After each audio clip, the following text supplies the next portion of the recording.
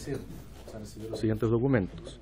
Oficio de su excelencia al presidente de la República, mediante el cual hace presente la urgencia simple para el despacho del proyecto que establece una modernización de la carrera profesional para las Fuerzas Armadas. Comunicaciones del Comité de Renovación Nacional, mediante los cuales informa que en la presente sesión la diputada señora Paulina Núñez será reemplazada por el diputado señor José Miguel Castro y el diputado señor Mario Desbordes por el diputado Hugo Rey. Correo electrónico del señor José Antonio Gómez, por el cual excusa su participación en la presente sesión por razones de agenda. Asimismo, hace algunas observaciones al proyecto que figura en la tabla de la sesión de hoy. Oficio del señor Ministro de Defensa Nacional, por el cual remite informe del Ejército en respuesta a solicitud de esta comisión para otorgar ascenso póstumo de carácter honorífico al sargento Luis Monares Castillo, fallecido en la tragedia de Antuco.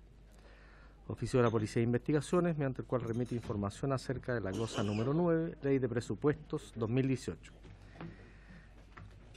Documentos elaborados por la Biblioteca del Congreso Nacional en relación con el proyecto que figura en la tabla de la sesión de hoy y que dice en relación con la experiencia comparada respecto a la extensión de la carrera militar, lo que fuera requerido por la comisión en la sesión pasada. Y finalmente, una comunicación de la bancada del Partido Socialista, en virtud de la cual informa que el diputado señor Jaime Toá será reemplazado en esta sesión por el diputado señor Leonardo Soto. Eso es todo, presidente.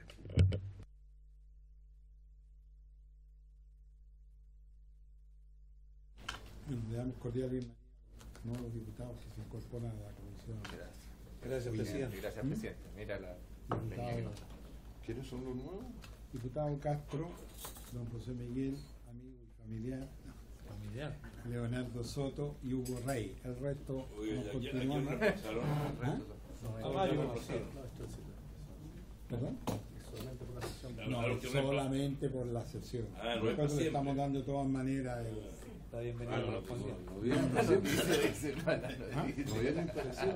No vienen para siempre, vienen aunque sea por esta sesión. Y no los vamos a dejar en forma permanente. Pero reiteramos nuestro saludo, ¿no? Y que se sientan como en casa. Muchas gracias.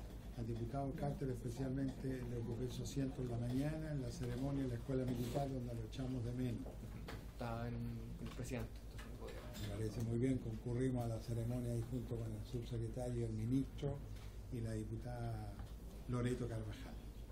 Protocolo contra el acoso y la discriminación de las mujeres en las Fuerzas Armadas. ¿Te sirvió de locutora? Ah, no. Ya la estaba confundiendo ahí de locutora. Muy bien. Oye, saludamos de forma entonces muy especial al subsecretario para las Fuerzas Armadas, Juan Francisco Galli, bueno, un hombre que ya está aquí permanentemente.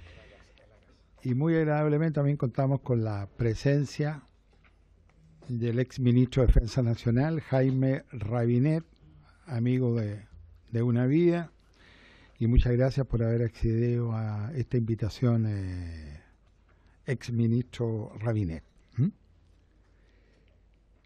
Nosotros en la orden del día nos corresponde continuar la discusión del proyecto iniciado un mensaje por el que establece una modernización de la carrera profesional para las Fuerzas Armadas.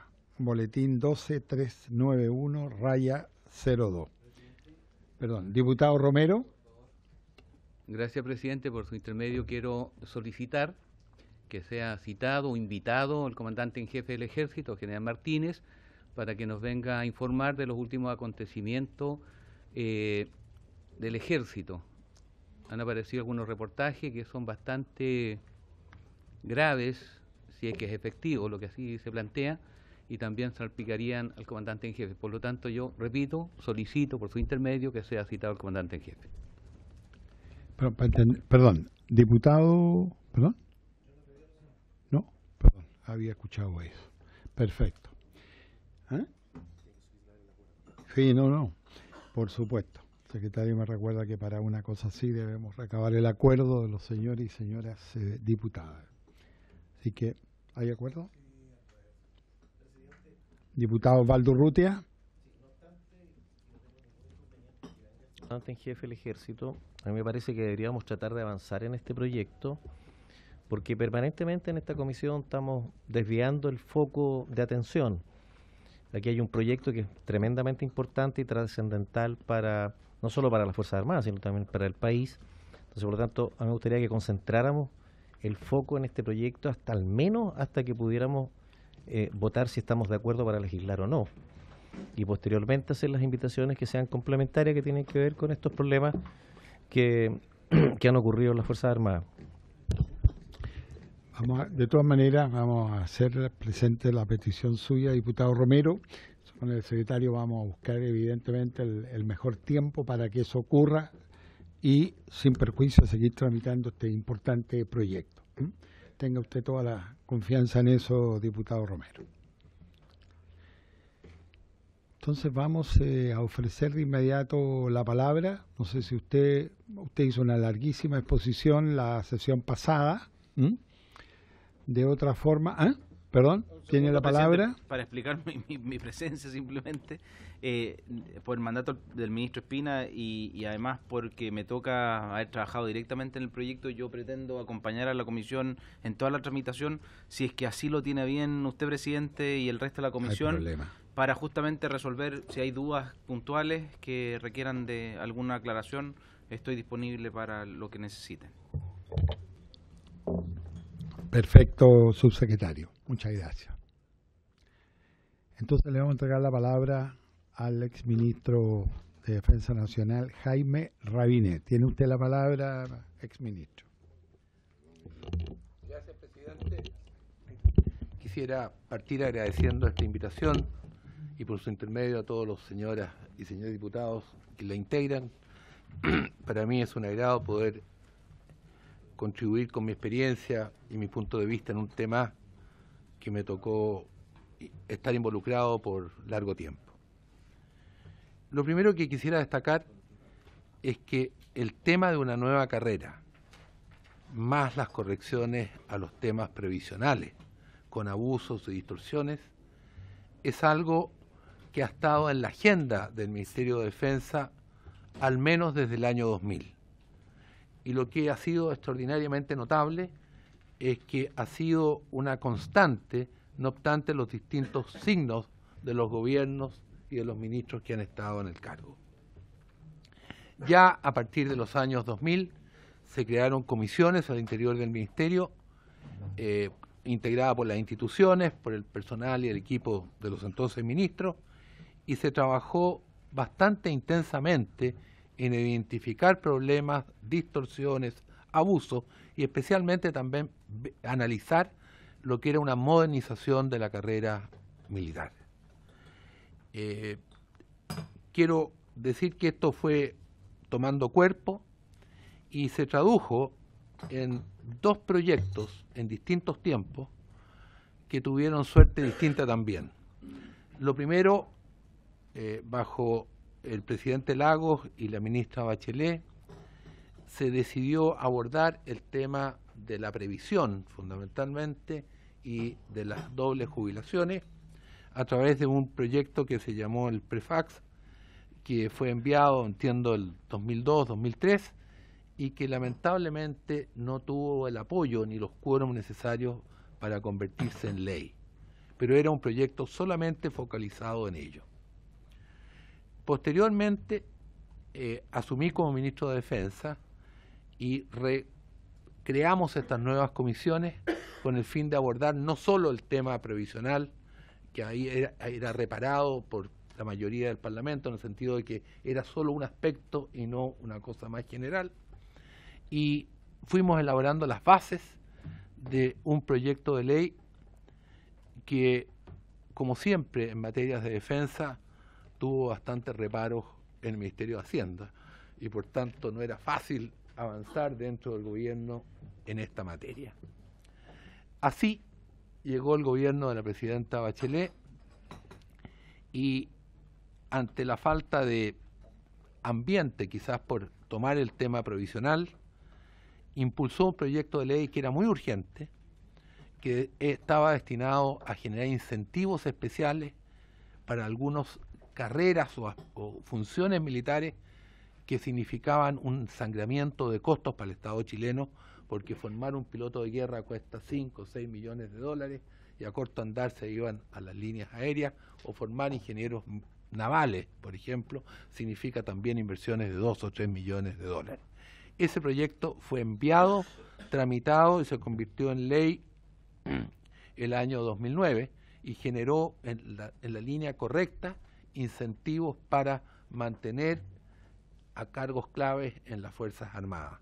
Valdría la pena, a la luz de este proyecto, poder evaluar si los incentivos que se crearon entonces han funcionado o no y si está dando resultados, porque si no sería la ocasión de establecer algunas correcciones o a lo mejor incorporar otras funciones que entonces no se visualizaron como funciones críticas.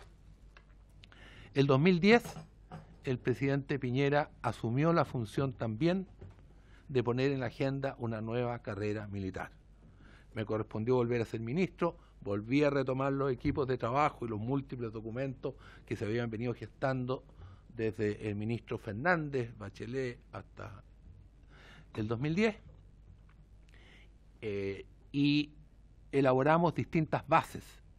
Sin embargo, por alguna razón, yo creo que por agenda o temas políticos, no se convirtió en un proyecto integral y sí se impulsó un proyecto para reformar abusos previsionales que se cometían, distorsiones, y particularmente también reglamentar las dobles pensiones del personal que se retiraba por Capredena, que era recontratado por las instituciones y que después volvía a jubilarse bajo la Capredena.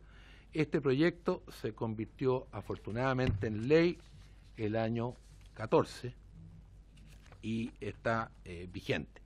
Sin embargo, yo quiero destacar lo importante que es la iniciativa del ministro Espina y el actual gobierno de impulsar este proyecto que es más general, que es un proyecto bastante comprensivo e integral y de alguna manera recoge un trabajo que yo quiero decir viene desde el presidente Lagos, presidenta Bachelet, presidente Piñera, presidenta Bachelet y Piñera. O sea, creo efectivamente que aquí hay una continuidad muy notable en el trabajo y más aún, revisando los documentos que me enviaron la Secretaría de la Comisión para analizar este proyecto, pude compararlo con los textos antiguos que yo tenía y afortunadamente hay muchas de esas ideas recogidas. Creo que verdaderamente hay una racionalización de la gestión del personal. Quiero destacar la importancia del artículo que permite al presidente de la República a cada 4 años fijar las matrículas, los cupos de matrícula de las escuelas matrices, de manera de adecuarlo a la realidad del país. Creo que se genera un sistema para el sector, para los civiles, interesante, voy a hacer algunos comentarios al respecto. Sin embargo, compartiendo plenamente el proyecto de ley que conoce esta comisión, quisiera poder aportar algunos temas que, en mi opinión, no están incluidos y que podrían perfeccionar dicho proyecto. Lo primero, creo que es importante referirse al tema de una reserva que tenga el financiamiento adecuado en cada una de las 3 ramas para mantener su entrenamiento y ser un complemento de los cuerpos permanentes de nuestras Fuerzas Armadas.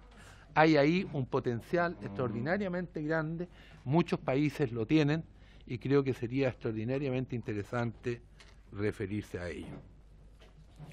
En segundo lugar,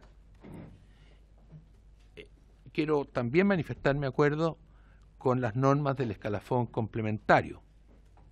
Sin embargo, sugiero que se genere un escalafón paralelo o de honor aplicable a los generales y coroneles que tengan el mérito y digamos, y su función sea suficientemente crítica como para que puedan permanecer hasta los 65 años en servicio activo, pero fuera de la pirámide de mando.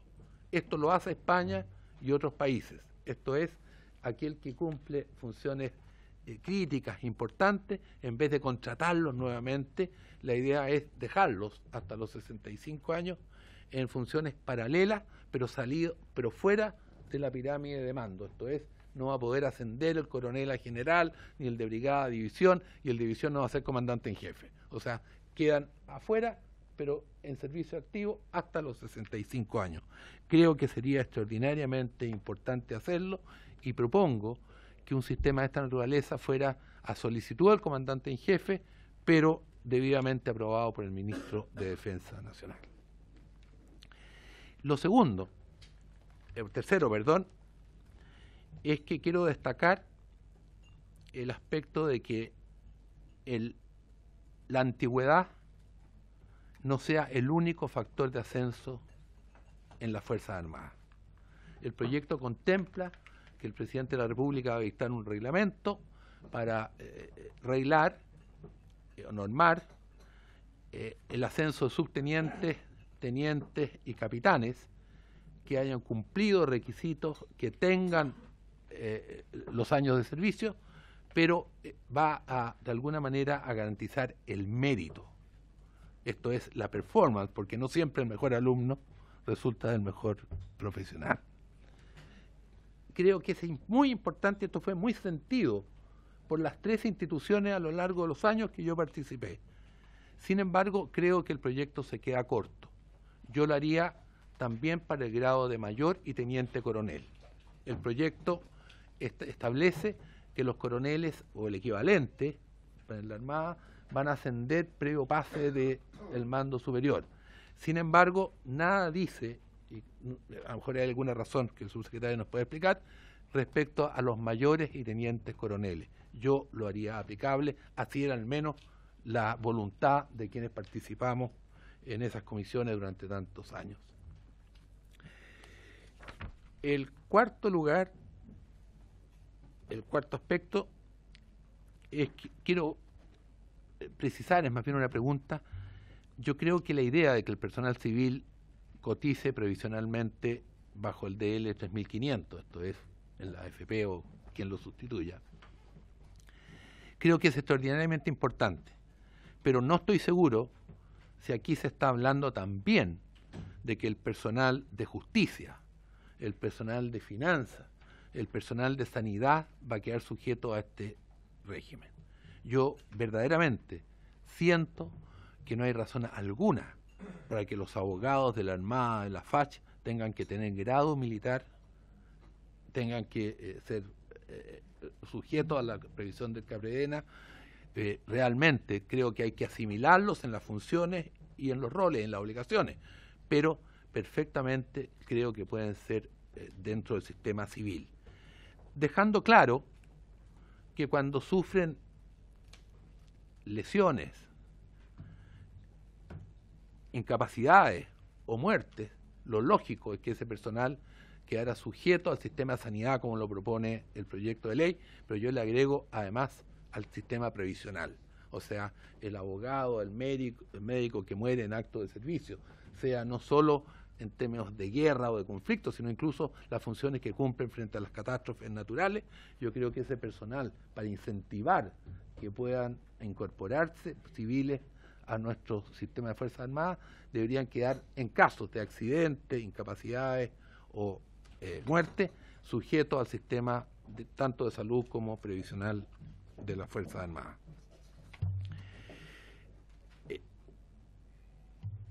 Un quinto tema que no lo contempla el proyecto y que fue un tema de larga discusión en las comisiones que yo participé, es el concepto de carrera corta.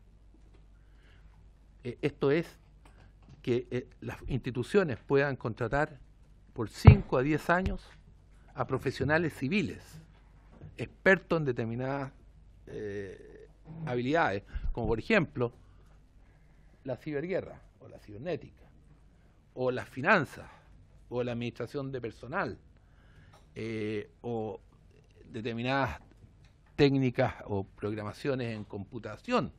O sea, la idea sería poder incorporar a civiles al grado que corresponda, pero en términos de carrera corta, obviamente sujeto al DL 3500 en las mismas condiciones de lo que ya establecido. Pero creo que sería extraordinariamente importante abrir las Fuerzas Armadas para que puedan haber profesionales que por 5 o 10 años puedan servir en funciones específicas, sobre todo en determinadas funciones donde no existe esa especialidad dentro de nuestras instituciones. Y por último, solo también una indicación. El artículo se propone que, me voy a corregir. El artículo 6 de la ley 20.735, que fue la que reglamentó la previsión en el anterior gobierno del presidente Piñera, estableció limitaciones para la recontratación hasta por 3 años. Yo creo que sería extraordinariamente importante poner la limitación que ese personal solo puede ser recontratado en virtud de ese artículo 6 cuando de esa ley, cuando es solicitado por el comandante en jefe, pero es aprobado por decreto fundado del ministro de Defensa. Yo creo que todo lo que ha pasado en el último tiempo muestra la necesidad de que los ministros de Defensa fortalezcan su rol, y creo que sería extraordinariamente importante hacer ese agregado. Con eso, presidente, termino mi exposición. La verdad es que comparto gran parte del proyecto y solo me he limitado a indicar que este es un proyecto de larga gestación, que me alegro que haya podido ser presentado en su integralidad y no parcialmente como fueron esos proyectos que he enumerado. Creo importante evaluar la aplicación de la ley de los incentivos a los cargos críticos para saber si está funcionando. Y he querido aportar lo que son las ideas de las instituciones y de los equipos que trabajaron en el Ministerio de Defensa en distintos gobiernos y con distintos ministros. Gracias. Rabinet, por su intervención, sus palabras. No sé si usted es subsecretario por el momento. Me permito entonces ofrecer la palabra a los señores diputados y diputadas. Diputado Osvaldo Urrutia tiene la palabra. Después, posteriormente, diputado Romero. Gracias, presidente.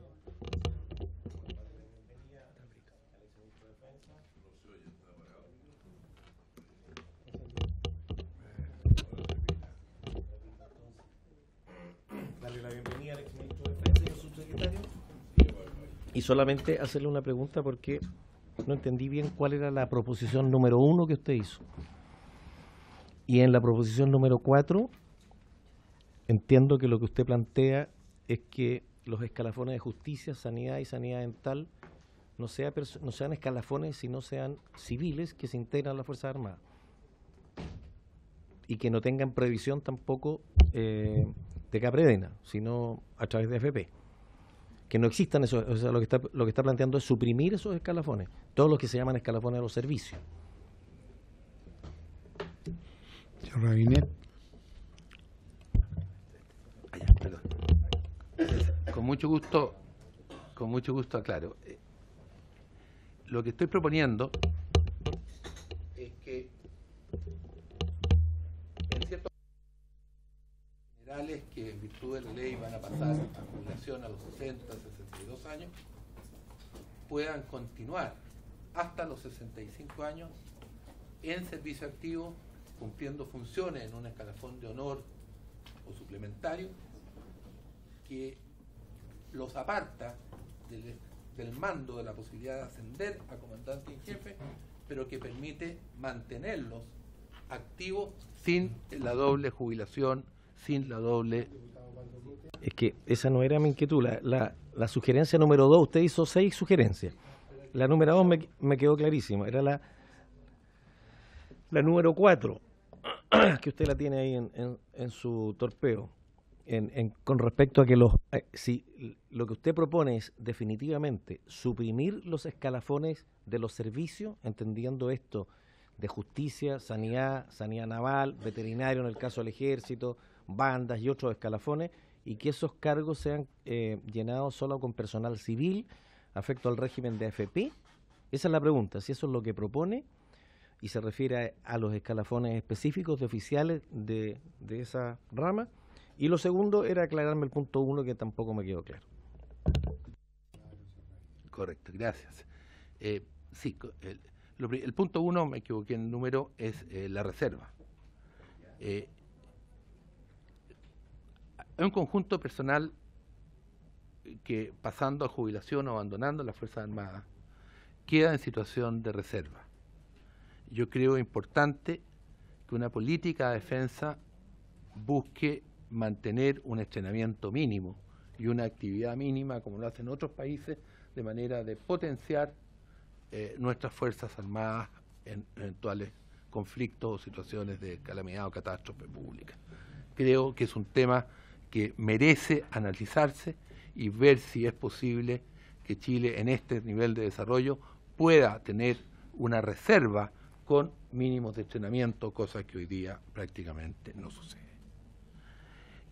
Respecto a los escalafones civiles o los escalafones complementarios, yo quizás excluyendo la parte bandas y músicos, ¿no es cierto?,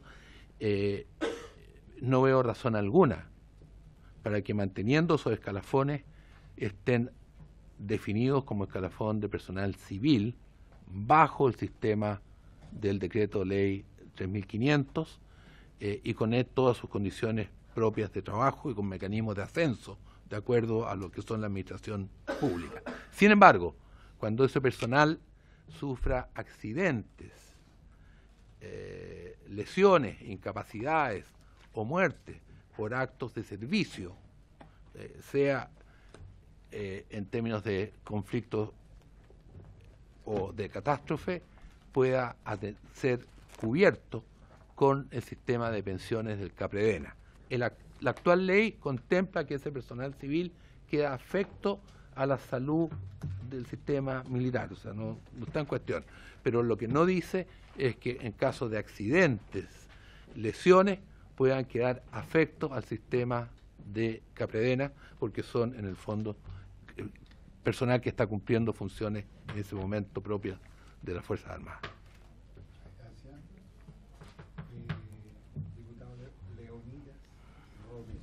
Gracias, presidente, por su intermedio. Preguntarle al señor Rabinet. Bueno, he escuchado con atención y mi aprehensión es desde que asumí hace un año y días este cargo, precisamente eso, los civiles que ocupan cargos profesionales, como ya lo he mencionado, que vistan uniforme y que asciendan a grados. Y particularmente me preocupa un tema de los pastores evangélicos y sacerdotes, que también están dentro de esa gama. Y creo que es un exceso, más aún habiendo conocido lo que pasa al capellán general, que tiene grado de general y con un sueldo que cualquiera lo quisiera.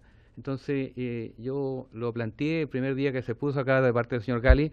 Yo estoy de acuerdo en apoyar, pero siempre y cuando estas observaciones se subsanen, porque no estoy de acuerdo en mantener estos grados y estos cargos a este personal civil que presta servicio muy diferente a lo que es un soldado, ya sea de la tropa u oficial. Gracias, presidente.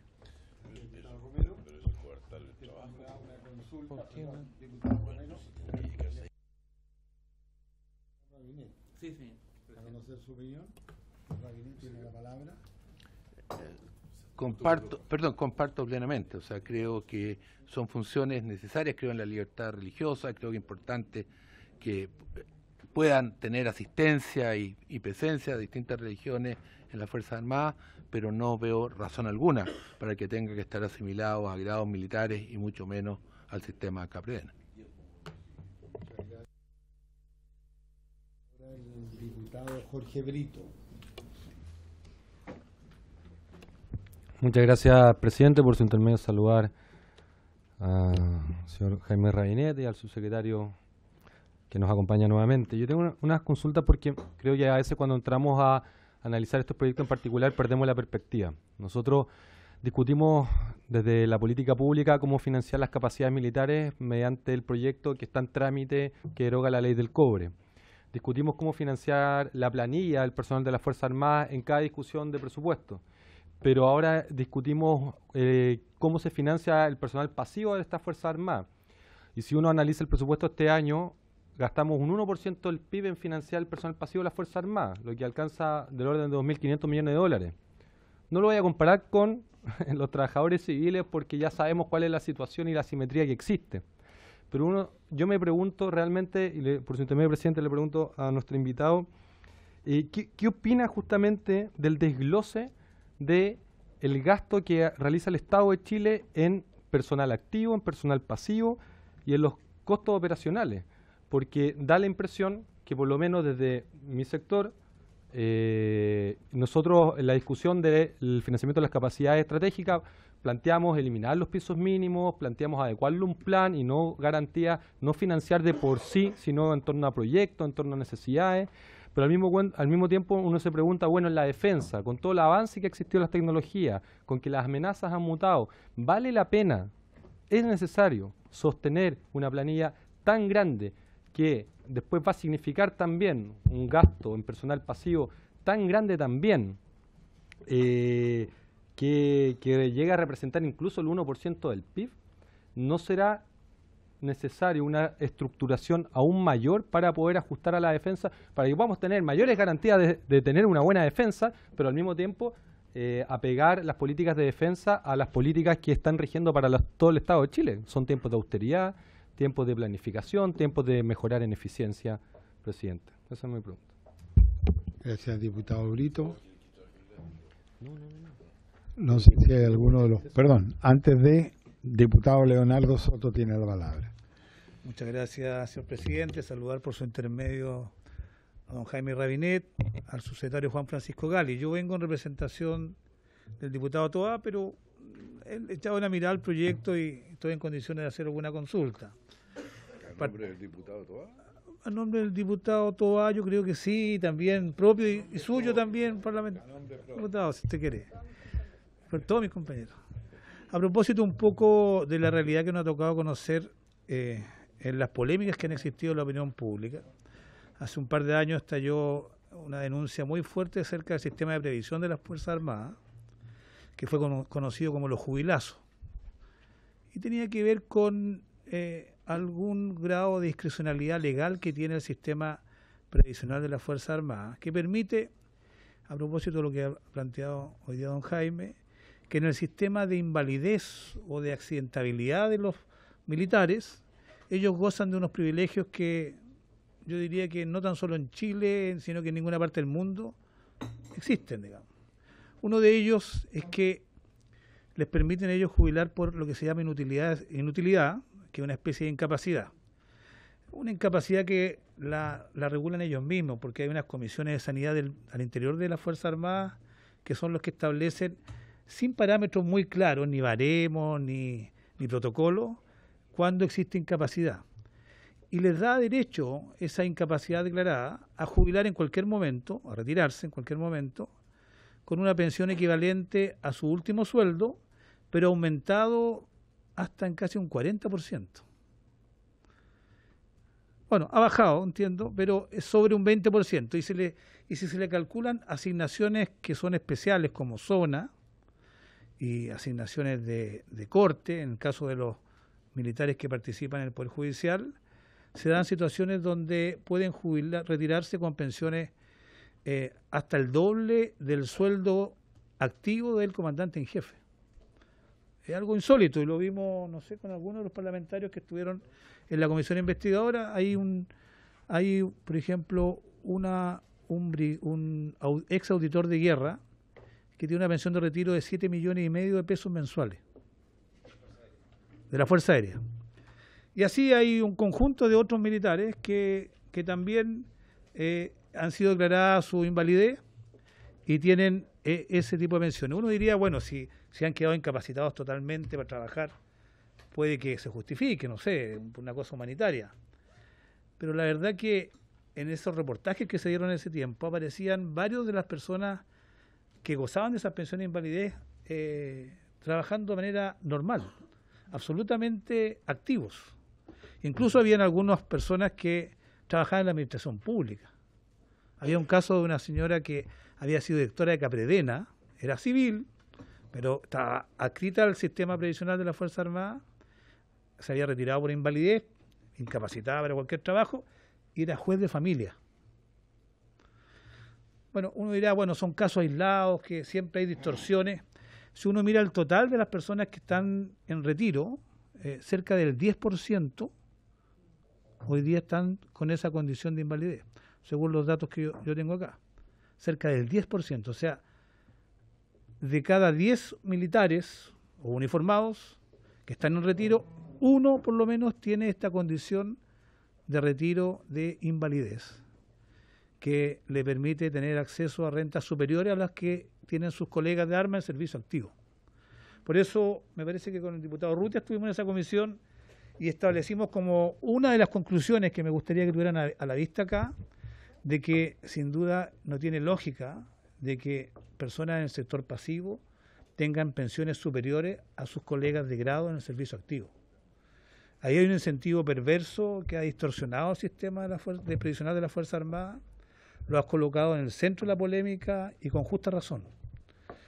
El gobierno anterior inició un proceso de cambio de estas materias, estableciendo algunos protocolos en materia de comisiones de invalidez, que son las que decretan, y algunos temas reglamentarios, pero no ha habido ninguna modificación legal.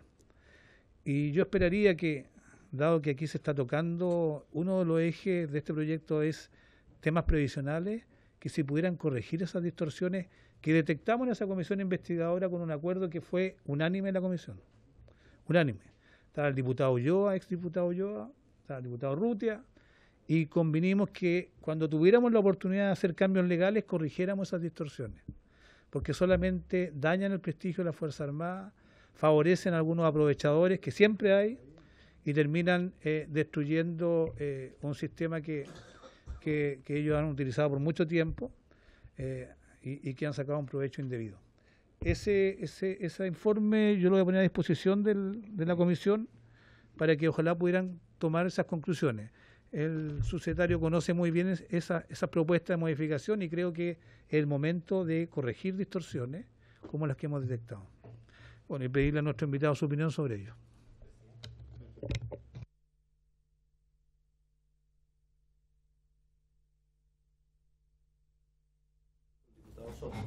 Es cierto, y él mencionó. ¿Tiene entonces la palabra el diputado? Solamente respecto a eso, sí. Yo quisiera decir que evidentemente, o sea, hay algunos casos que pudimos pesquisar que obedecían a cosas fraudulentas, ¿ya? Y los hubo no solo en Capredena, sino también en Dipreca, y fue muy conocido el caso, ¿para qué lo voy a nombrar?, de la señora, un exdiputado que también tenía una pensión inmerecida, por llamarlo de una manera decente. Pero el origen de las comisiones que miden si un funcionario después de un acto de servicio tiene un cierto grado de incapacidad de primera o segunda clase y le asigna una pensión equivalente a su último sueldo, por ejemplo, un cabo que está partiendo su carrera o un marinero que está partiendo su carrera y producto de un ejercicio o de un acto de servicio pierde un brazo, una pierna y se le declara una incapacidad que no puede seguir trabajando, me parece de justicia que esa persona al menos se le mantenga su sueldo reajustado en un porcentaje, porque esa persona no va a recibir aumento de remuneraciones en todo el resto de su carrera, de su vida, perdón, no de su carrera. Y además lo imposibilita obtener otro trabajo.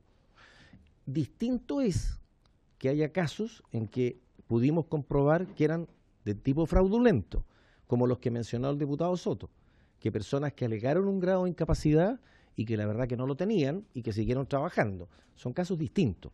Y a eso hay que apuntar, a esos casos que vulneraron el sistema, que pusieron en duda el sistema. Pero lo anterior me parece que es de justicia. Lo que no me parece es que personas se aprovecharan de ese sistema y a través de distintas artimañas lograran tener una pensión de privilegio que no podían tener. Solo para aclararlo. Marcelo Chile tiene la palabra. Gracias, presidente. Agradecer la presencia del subsecretario y del invitado, don Jaime Rabinet. Y en relación con las propuestas de don Jaime, quisiera hacerle una pregunta, pero a ver, varias.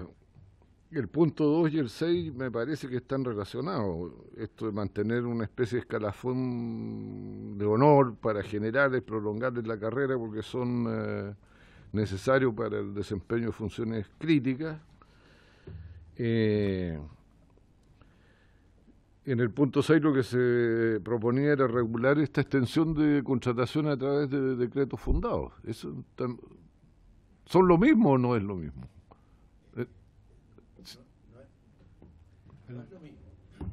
Perdón, un segundito.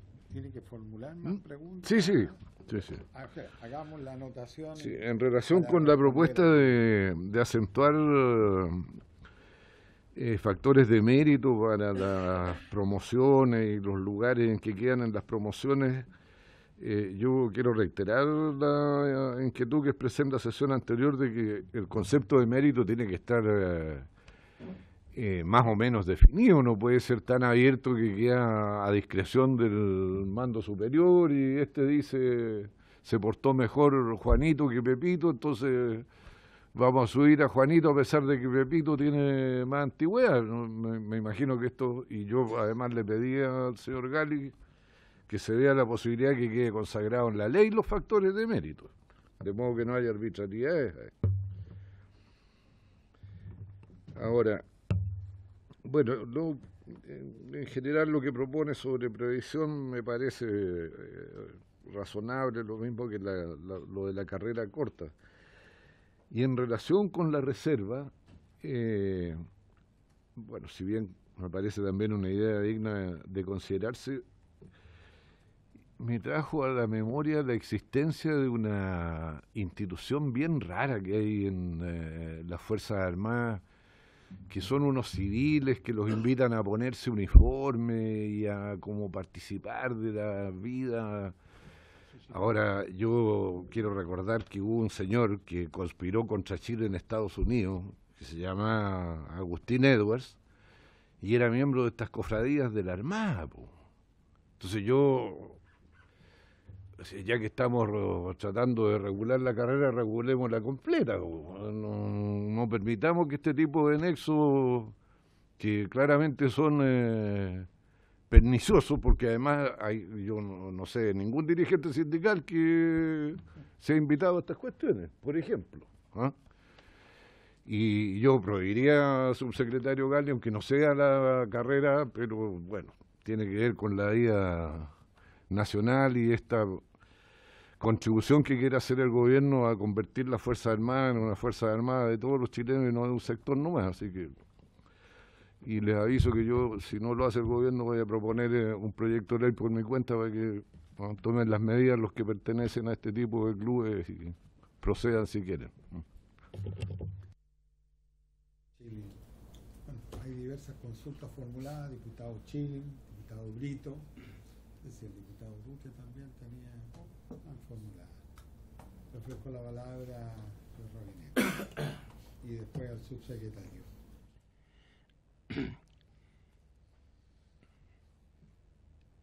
Me parece necesario que Chile debata una estrategia nacional de defensa y que sea obviamente con la participación del Parlamento, de las comisiones respectivas, y sobre esa base, que es lo que de alguna manera propone la nueva ley de financiamiento de las Fuerzas Armadas, se determinen las capacidades humanas, equipamientos, gastos operativos, etcétera. Creo que es muy difícil poder discutir un tema de esta naturaleza con ocasión del reglamentar la carrera militar. Creo que es una discusión plenamente vigente. Ya las instituciones, particularmente la FACH y la Armada, han ido profesionalizando absolutamente y por tanto reduciendo sus contingentes, y el Ejército, a través de la creación de los soldados profesionales, dio un paso importante. Sin embargo, recordemos que el servicio militar o la conscripción obligatoria es más bien un rol social que cumple el Ejército que un rol importante para la defensa nacional. O sea, los 17.000 o 16.000 mujeres y hombres que año a año se inscriben en el Ejército para cumplir labores del servicio militar, más bien reciben una formación, una disciplina de trabajo, una capacitación técnica que les permite después un grado alto de empleabilidad. Pero verdaderamente, si uno tuviera que pensarlo con mi experiencia como ministro de Defensa, si es útil tener 16.000 o 17.000 personas, la verdad es que para lo que es hoy día un conflicto armado sirve poco. Sí sirvió mucho, por ejemplo, para el terremoto o la reconstrucción del 2010, donde pudimos movilizar contingentes muy importantes, pero cuidado, pero también en ese momento se nos facultó, digo, como Fuerzas Armadas o Ministerio de Defensa, poder contratar civiles bajo ese régimen para funciones temporales de reconstrucción. O sea, pudo haberse hecho de esa manera. Entonces, yo creo que es una discusión extraordinariamente útil, pero no siento que vaya ligada a este tema en particular, y creo muy significativo que las comisiones respectivas pudieran participar en una discusión de lo que es un plan de la defensa nacional orientado en un horizonte de tiempo largo y con ejecución presupuestaria cada 4 años. Creo que ese es el momento para definirlo y decir, mire, 60.000 o 50.000 personas del ejército, ¿es suficiente o no es suficiente? Veámoslo. Creo que ya hay un paso positivo, si se aprueba el artículo respectivo, en que el presidente de la República cada 4 años pueda fijar las matrículas o los números de matrículas en las escuelas matrices, porque va en la dirección correcta. En materia previsional de las Fuerzas Armadas, en todos los países del mundo tiene un sistema especial. Incluso hay países que a los 15 años todavía pueden tener una jubilación parcial. Sin embargo, el sistema chileno se prestó para abusos y distorsiones, y probablemente se presta todavía, y la idea es corregirlo. Creo que la ley 20.735, que fue durante 2 o 3 años tramitada en el Parlamento, y que vino de alguna manera a reemplazar la fallida ley del PREFAC que se trató de dictar a comienzo del término del presidente Lagos, y que verdaderamente significaba una bola de incendio en el sistema financiero de las Fuerzas Armadas, porque se usaban los Montevíos como un sistema abusivo, no solo para que las hijas se anularan en ese entonces o se divorciaran, sino incluso conocimos experiencias de coroneles, generales en retiro, que al borde de la muerte se casaban con la enfermera para que heredara el Montepío quien estuviera de novia o nueva señora. Entonces, realmente yo creo que era un sistema explosivo, se prestaba para todo tipo de abuso. Pero ojo, tuvimos que esperar 24 años de democracia para que se dictara esta ley que corregía. 24 años. Entonces, siento que este proyecto va en la dirección correcta. Y cuando digo que es importante que lo perfeccionemos y avancemos, va sin duda en lo indicado. Yo creo, por su intermedio al diputado Soto, que las correcciones en materia de calificación de incapacidad no requieren de ley, requieren un rol más activo del Ministerio de Defensa, que pueda controlar esas comisiones y por la vía administrativa. La verdad es que por mucho tiempo los ministerios de Defensa, y yo me incluyo, ¿no es cierto?, teníamos otros temas, ciertas inhibiciones, porque es re fácil hacer la historia 20 y 30 años después, pero cuando uno tenía que convivir con un sistema de transición, con un general Pinochet o un sistema que recién se empezaba a democratizar, por Dios, o sea, es muy fácil juzgar para atrás, pero hay que ver los avances y lo que se fue posible ir logrando, muchas veces con la incomprensión del Parlamento, porque hubo muchos intentos de modificaciones que no prosperaban, y hubo una cierta de autoinhibición también para impulsarlo. Por eso, entonces, realmente era un cuadro extraordinariamente complejo. Aclaro que mi punto 2 con el punto 6 son distintos. El punto 2 dice relación con un grupo muy selecto de coroneles o generales que puedan ser extendida su carrera militar, servicio activo. no con pensiones, hasta los 65 años, cuando cumplen ciertas funciones críticas, pero fuera del sistema piramidal de mando de ascenso. Sí, pero que tiene otro nombre, por eso lo llamo de honor o cualquiera sea el nombre, porque complemento tiene. Exactamente. Entonces, creo importante hacerlo. El punto 6 dice relación en perfeccionar la norma de la ley 20.735, que establece que solo en condiciones especiales se puede recontratar al personal jubilado para que rejubile bajo Capredena. Yo creo que esa función debería ser autorizada por el ministro de Defensa, no solo por el comandante en jefe. Creo que eso pone también un límite, porque la tendencia, seamos francos también, es que por la vía de la recontratación de profesores, de informes, de lo que sea, se va aumentando el personal a honorarios o que después puede rejubilar. Antes estaba indefinido, pero ahora está limitado a estos 3 años. Pues bien, creo que deberíamos acotarlo en el intento de que realmente tenga una justificación real y no sea solo por compañerismo. En el punto 2 queda activo. El alargamiento de la carrera, digamos. O sea, no pasa a retiro. O sea, no hay pensión y sueldo, digamos. Queda sueldo nomás. Y eso lo tiene España.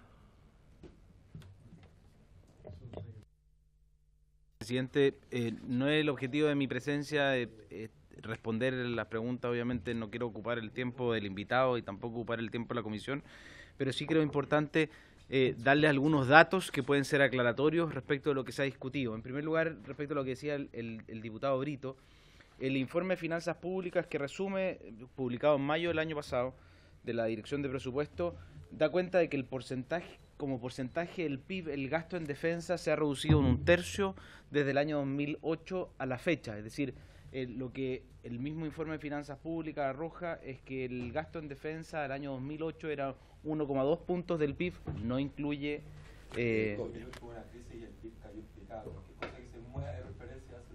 No, perdón, si quiere le relato el completo la serie. El año 2008, 1,2 puntos del PIB. El año 2009, 1,3 puntos del PIB. El año 2010, 1,3 puntos del PIB. El año 2011, 1,3 puntos del PIB. El año 2012, 1,1 puntos del PIB. El año 2013, 1 punto del PIB. El año 2014, 1,1 punto del PIB. El año 2015, 0,9 puntos del PIB. El año 2016, 0,9 puntos del PIB. El año de 2017, 0,8 puntos del PIB. Entonces, lo que... Es que lo único que quiero graficar, presidente, es que cuando se afirma que ha crecido el gasto en defensa, eso no es real. El gasto en defensa en relación con el PIB se ha mantenido a la baja. Eso tiene obviamente dos razones. No es que hayamos bajado el gasto en defensa, sino que obviamente el país ha priorizado, ante el crecimiento de nuestro Producto Interno Bruto, el gasto en aquellas áreas sociales que son prioritarias para el país, y eso es muy razonable. Salud, educación, seguridad, se han llevado gran parte de la torta. En cambio, la torta de defensa, podríamos decirlo así, se ha mantenido igual, y como porcentaje del PIB, por lo tanto, necesariamente se ha ido reduciendo. ¿Ah? Sí, claro, sí, claro. No, es solo una mención. O sea, en términos absolutos, el gasto ha crecido. En términos de porcentaje, el PIB se ve que ha disminuido, porque si comparamos cualquier gasto público en términos del PIB del año 2008 utilizado como base, va a parecer que ha disminuido, porque el año 2008 hubo una crisis financiera mundial en el cual nuestro país, que depende mucho del comercio exterior, sufrió una baja en el PIB. Entonces, a partir del 2008 el PIB ha crecido mucho. En consecuencia, el gasto en defensa ha crecido un poco, pero en términos porcentuales pareciera que ha disminuido. Pero lo que ha hecho en términos absolutos es que ha crecido igual. Sí. Presidente, para total claridad, para no entrar en una discusión, pero el gasto en salud el año 2008 era 3,1 puntos del PIB, el año 2017 4,7 puntos del PIB. El gasto en educación en el año 2008 3,8 puntos del PIB, el año 2017 5,1 puntos del PIB. O sea, lo que estoy tratando de decir, presidente, es que es que no tiene sentido mirarnos en términos absolutos, presidente. Lo que tiene sentido es mirarlo, las prioridades del país se fijan de acuerdo con lo que ustedes ¿Ah? Nuestro Parlamento define en qué pone las prioridades y la verdad es que las prioridades no se han puesto en defensa. Yo solo no digo que esté bien o esté mal, no quiero hacer un juicio de valor aquí, sino que simplemente que la afirmación de que hemos aumentado el gasto no es verdad. Y respecto de las pensiones, presidente, yo quiero ahí también compartiendo enteramente los puntos que ha hecho el diputado Soto. Nosotros también, ese fue uno de los fundamentos de por qué el punto número 6 de la Agenda de Probidad y Transparencia que lanzamos en noviembre del año 2018 contempla justamente abocarnos al estudio del otorgamiento y los requisitos para otorgar las pensiones de inutilidad. Pero también quiero entregar datos, presidente, para que tengamos un sentido de realidad de cuál es la situación. Hoy día, las pensiones sobre 3 millones, o sea, cuando hablamos de los casos que puso muy bien el diputado Soto, hay solo 171 personas de los pensionados de las Fuerzas Armadas, que son 106.000, 171 personas que reciben más de 3 millones y medio de pesos. Y hay solo el 0,6% de las pensiones superan los 3 millones de pesos. Y el 86%, el 84% de las pensiones está entre 200.000 y 1,5 millones. Es decir, yo comparto con el diputado Soto, lo que nosotros tenemos que hacer es asegurarnos que esas 170 personas que están recibiendo pensiones que son muy altas, tengan derecho a ese monto de acuerdo con nuestra legislación. ¿Y qué es lo que estamos haciendo en ese sentido? Las pensiones por inutilidad, como porcentaje del total de pensiones, el 60% de las pensiones otorgadas de los 106.000 funcionarios pensionados, el 60% son pensiones sin inutilidad. El resto, el 33% son pensiones de Montepío, por lo tanto dejémoslo afuera. Solo el 5% son pensiones de inutilidad de segunda clase. Existen 3 pensiones de inutilidad, de primera, segunda y tercera clase. El de primera clase es aquella persona que producto de un accidente o una enfermedad no puede continuar en el servicio, pero es perfectamente capaz de continuar en su vida laboral activa. Por lo tanto, esa persona se va licenciada del servicio, podríamos decirlo, con derecho a pensión como si hubiera cumplido los 20 años. Si es que tiene 20 años o menos, o más si es que tiene más de 20 años de servicio. Pero no recibe ningún monto adicional de pensión. Lo que tiene derecho es a irse a retiro con derecho a pensión, producto de una enfermedad y un accidente, que no le permite seguir cumpliendo funciones en el servicio, pero sin embargo le permite seguir desarrollándose en la vida normal. La pensión de inutilidad de segunda clase, en cambio, es cuando a una persona en servicio activo, producto de una enfermedad o un acto del servicio, no puede seguir en servicio activo, pero tampoco puede seguir desempeñándose en su vida profesional privada. Y esa persona recibe no solo la pensión, sino que una pensión aumentada en un 20% respecto de lo que le correspondería. Y hay una inutilidad de tercera clase, que es aquella persona que realmente queda en situación de no poder quedar dependiente. Digamos, una persona que, imaginémonos una persona que queda tetrapléjica, una persona que tiene un daño neurológico grave. Exactamente, esa persona recibe su pensión completa, no solo la pensión que le corresponde de acuerdo a su sueldo imponible, sino que el último total de haberes, que no todo es imponible. ¿Se acuerda que la discusión que tuvimos la semana pasada? Su sueldo completo aumentado en un 20%. Es decir, a esa persona le pagamos una pensión que es claramente, tiene un componente probablemente de indemnización, porque como producto del acto de servicio de la enfermedad profesional ha quedado totalmente inhabilitada para hacer una vida normal. ¿Cuántos son esos? De los 106.000, presidente, son 99 casos de inutilidad de tercera clase. Es decir, ahí pareciera que la evaluación de las comisiones de sanidad es ajustada. ¿Cuántos son los de pensión de primera clase? Es decir, aquel que es liberado del acto del servicio, de los 106.425. Ahí también pareciera que hay una... ¿Dónde está el número que más nos complica? Es las utilidades de segunda clase, que son 5.500 personas de un total de 106.000. Por eso quiero también, es un 5% del total de pensionados los que están afectados a inutilidades de segunda clase. Pero ahí es donde tenemos que hacer el zoom.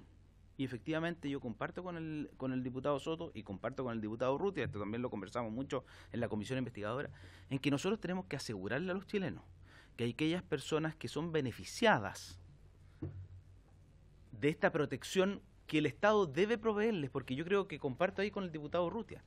Nosotros, y algo que yo les puse en la semana pasada, sometemos al personal militar a un nivel de riesgo que no sometemos a un funcionario cualquiera.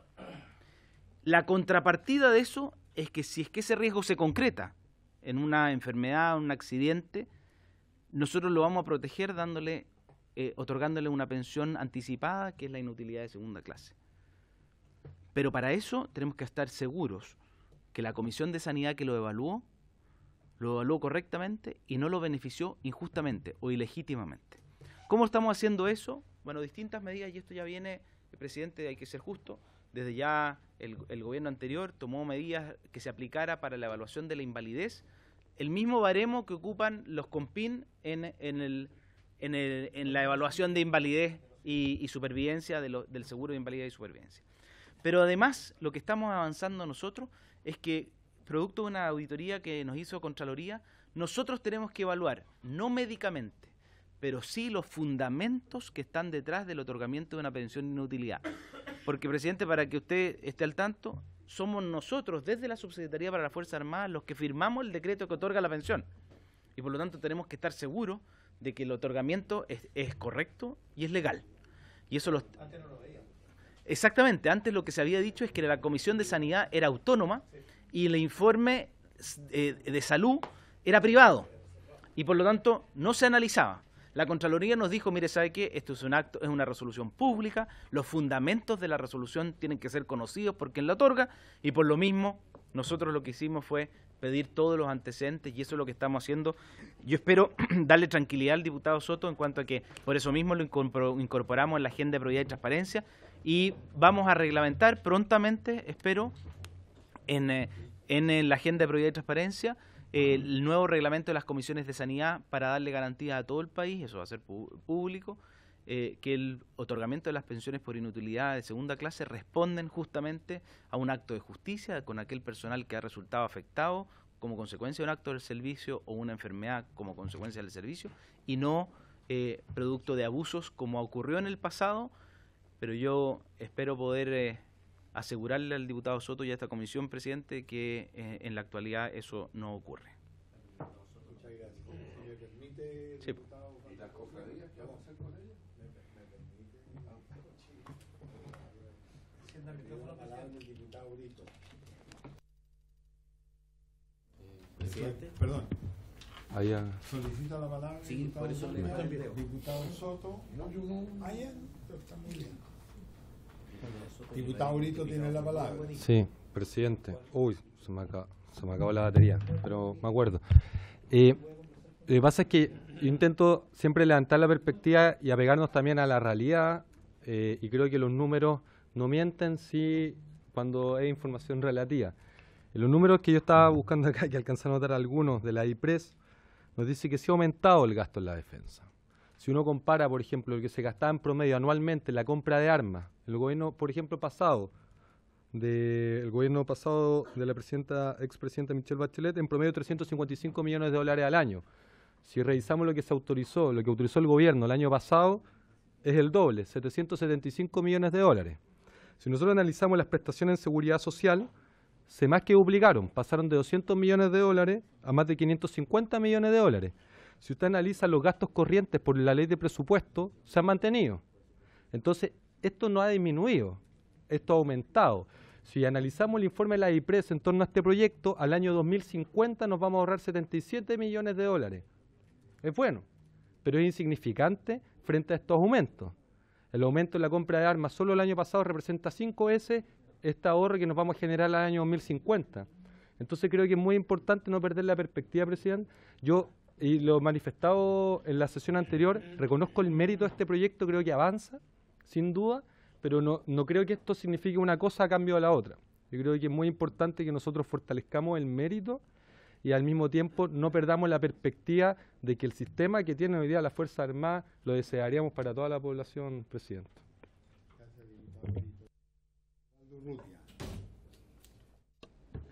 Gracias. Quiero hacer dos preguntas dirigidas al exministro de Defensa, don Jaime Rabinet, dado que hay que sacarle el jugo a los invitados, y como usted nos va a acompañar en forma permanente, ¿ya?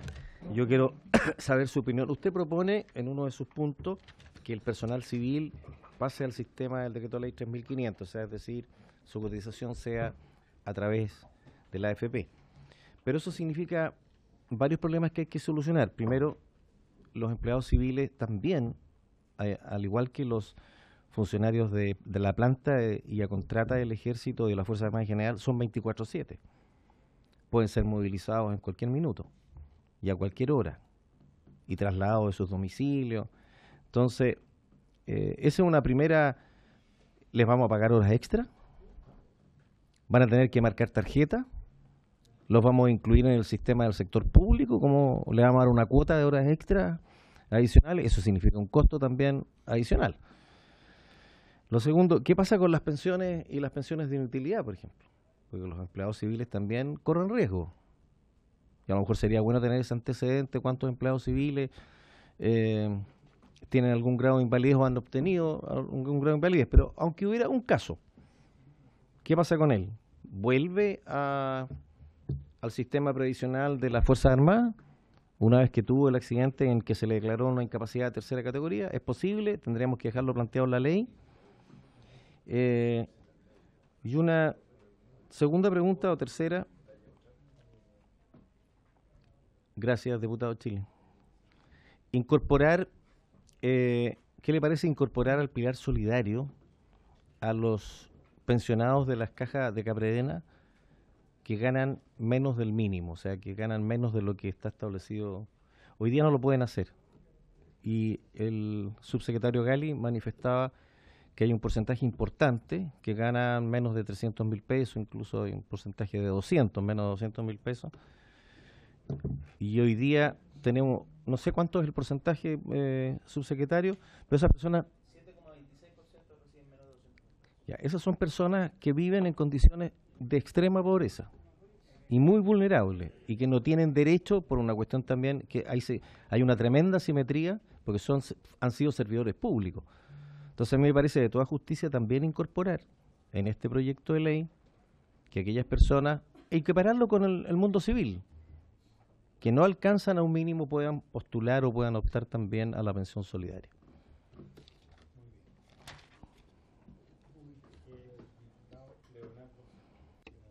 Gracias, presidente. Bueno, ratificar un poco los planteamientos que hace el subsecretario Gali sobre las pensiones en utilidades de segunda clase.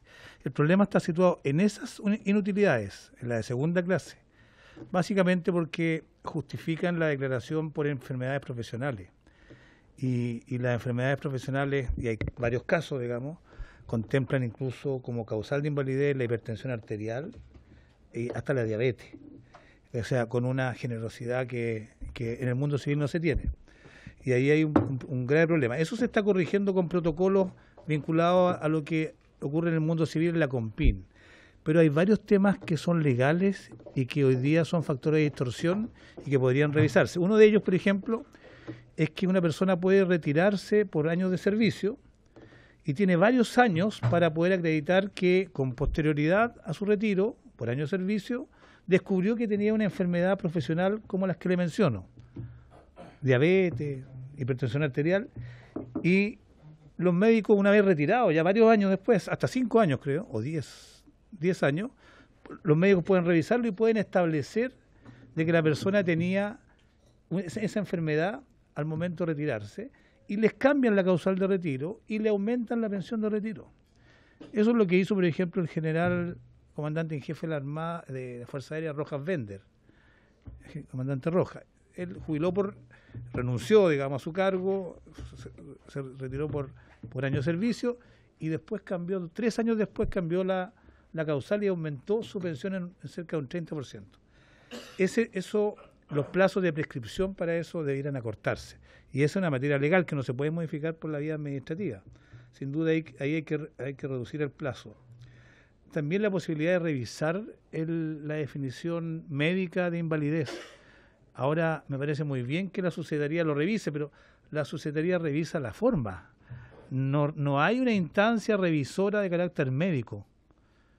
Y aquí es muy usual que exista fraternidad en compañeros de armas, de promoción, y a veces también los mismos médicos que están en las comisiones estas de invalidez frente a sus mismos colegas o incluso a jefes. Ciertamente se sienten compelidos a ayudarlo en las declaraciones y eso sin duda es muy malo. Y tercero, la incompatibilidad respecto a las personas retiradas por inutilidad. Reciben esta pensión de inutilidad porque están incapacitados para la vida laboral, pero perfectamente pueden trabajar para el Estado, en la administración pública, al día siguiente que se retiren por invalidez y recibir sueldos fiscales y privados con mayor razón. La única incompatibilidad es con ser funcionario del Ministerio de Defensa.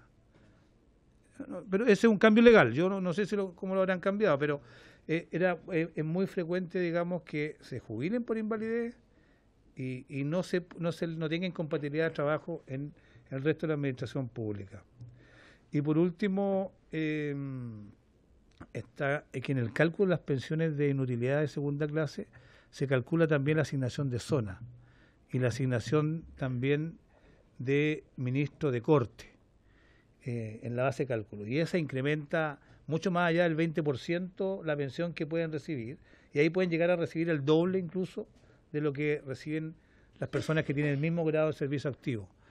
Eso es un beneficio, un privilegio que a lo mejor no tiene una gran aplicación, pero sin duda no tiene ninguna justificación. Y para eso requiere cambio legal. Eso, presidente.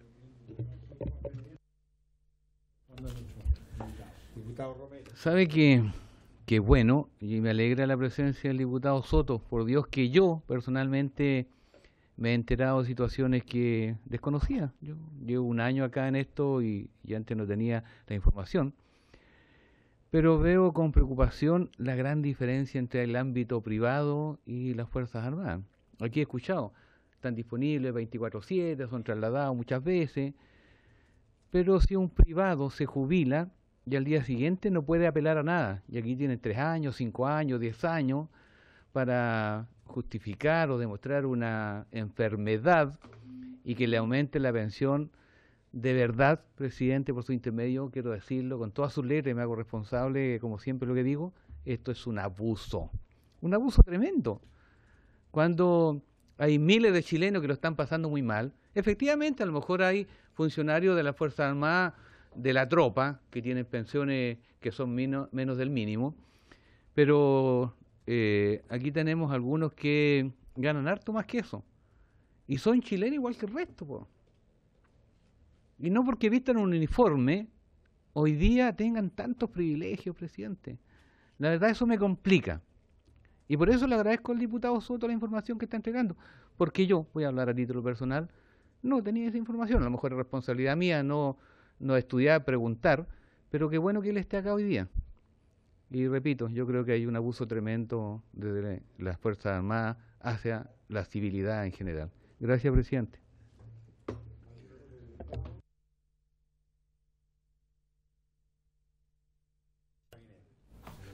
Muchas gracias, presidente. Creo que ha sido para mí muy ilustrativo las preguntas y las distintas intervenciones, particularmente en temas que no domino tanto como los temas de las incapacidades y los temas médicos.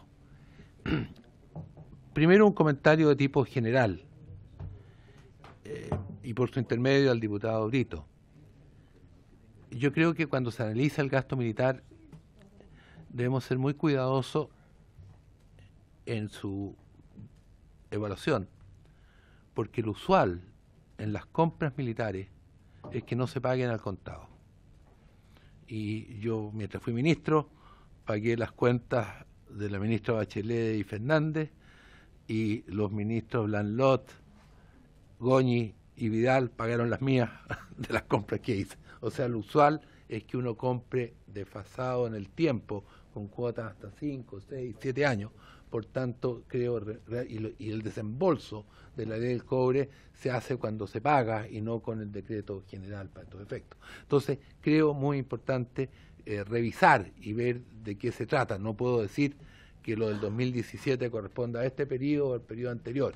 Habría que meterse un poco en el detalle. Segundo, yo creo que Chile ha hecho un esfuerzo muy grande.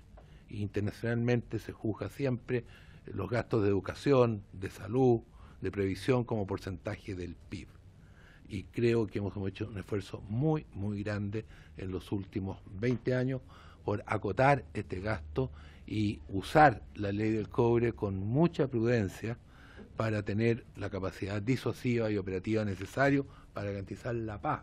Porque una de las cosas bien importantes que muchas veces se olvida en la opinión pública es que sin seguridad, sin tranquilidad, sin tener fronteras seguras, el desarrollo económico de Chile sería muy distinto al que hemos tenido. Yo creo que es un tema extraordinariamente importante, una comisión de defensa de evaluar. Respecto a los temas del personal civil, lo que yo he propuesto es que se asimile no solo a las secretarias, sino a personal de justicia, al personal sanitario, al personal complementario en distintas funciones, que son civiles, no militares, al DL 3500. Y la propuesta que hago, que por lo demás está en la propuesta del Ejecutivo, es que la atención de salud se haga por el sistema de las Fuerzas Armadas y no por el sistema de ISAPRE o FONASA. Pero agrego que en caso de incapacidad, lesión o muerte, sea tratado y traspasado automáticamente al sistema de CAPREDENA. Esto es, se asimilaría el acto de servicio, su lesión, su enfermedad, su discapacidad o su muerte a acto de servicio. Respecto a los horarios del personal civil, me parece de toda justicia que si estamos traspasando los sistemas AFP, que sea regido por las mismas normas de la administración pública. Esto es, si hay que pagar horas extraordinarias, tendrá que pagar horas extraordinarias. Pero no se puede pretender tener las ventajas de un sector y lo otro, sino sería extraordinariamente injusto. Respecto al pilar solidario, yo creo que las cifras que ha dado el señor subsecretario son bastante importantes. Creo que es una materia que deberían evaluar. En principio parece justo, o parece bastante justo que alguien que recibe una pensión bajo 350.000 o 300.000 tenga la ventaja de un sistema solidario, o sea, son tan chilenos como el resto. Creo importante también tener en cuenta las cifras que ha dado el subsecretario, o sea, la cantidad de distorsiones que hoy día hay en términos de lo que reciben, son números muy acotados, que ojalá pudieran cada vez irse acotando más, pero creo que es extraordinariamente importante tener en cuenta esos números, y muchas veces uno se queda con la impresión de que todos son grandes señores y reciben fortuna. Yo creo que ese cuadro ojalá pudiera ser publicado en los medios de comunicación, porque despejaría verdaderamente una realidad bastante significativa. Yo creo que tenemos que tener mucho cuidado, ya suficientemente está dañado el prestigio de las Fuerzas Armadas o algunas ramas por las, digamos, delitos o abusos que se han cometido, como para disparar al voleo y decir que en general esto está pasando. Yo sería extraordinariamente cuidadoso, pues son instituciones muy importantes para la vida nacional, muy importantes obviamente para la seguridad. Creo que tenemos que ser muy prudentes en los juicios que se hacen, acotarlos y esperar siempre que la justicia actúe. Muchas veces hay acusaciones que no se sustentan en el tiempo, muchas veces se acusa de delitos, infracciones de tipo administrativo o malas prácticas, que al final terminan siendo exoneradas por la justicia, como lo hemos visto, no en temas militares, como el tema de las platas políticas. Entonces, por favor, fueron todos juzgados y condenados por los medios de comunicación, pero veamos qué ha pasado con los fiscales y con los jueces y vemos que el resultado es distinto. Entonces, yo tendría extraordinariamente cuidado en esta materia, porque creo que ya el autodaño que algunos altos mandos han cometido a su institución es suficientemente serio como para que lo ahondemos por parte de todos nosotros. Gracias, presidente.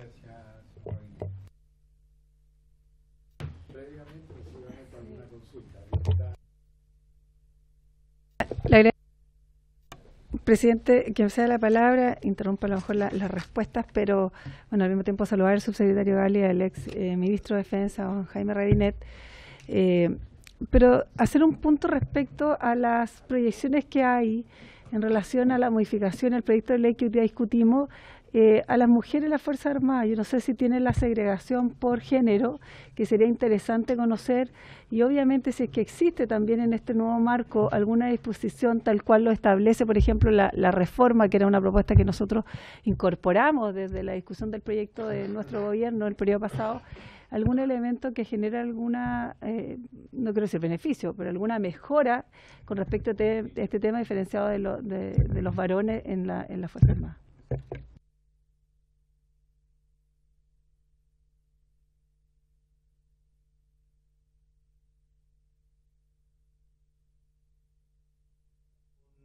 Alternativo, ¿cómo se llama? De Complementario. Clubes de amigos. No sé. Este club de amigos de Agustín Edwards y Checho Irane también.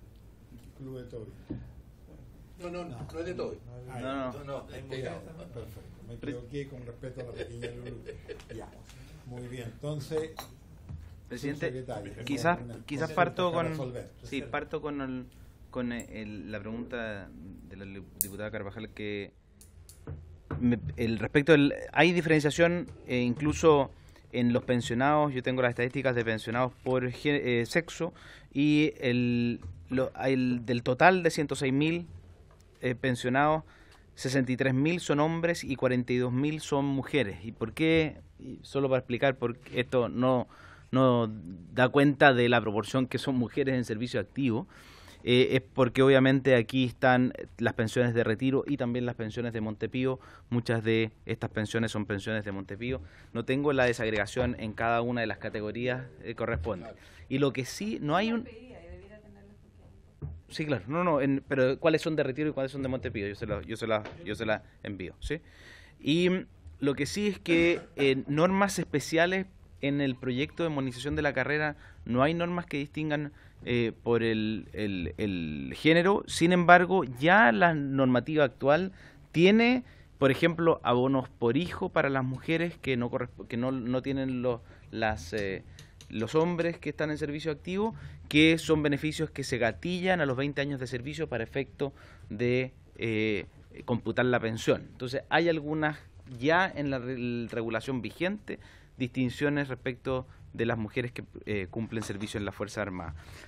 Presidente, sí, también me voy a hacer cargo de lo que decía el diputado Urrutia y también el exministro Rabinet, respecto del personal que cumple función en los servicios profesionales, que es distinto al personal de línea.